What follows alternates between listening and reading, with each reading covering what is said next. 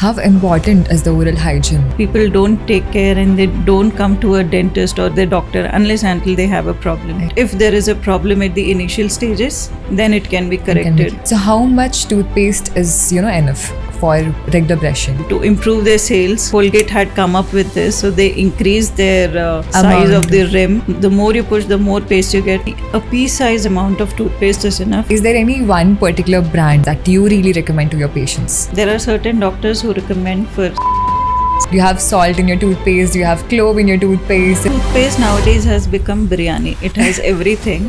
People are very much into their looks. See, nowadays actually people are crazy behind white teeth, Yeah. which is not needed. The more the time you brush, I think the more cleaner your teeth look. More the time you spend on brushing, more is the problem you're creating. So does oral sex causes oral cancer? For oral cancer, How to choose a dentist in such a manner?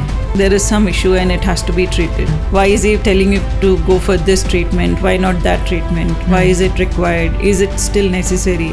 They are just bothered about cardiologist, physician, and when we extract a tooth, it will affect their eyesight. And for a shortcut for all this is, there are patients who had come, they want a gold crown.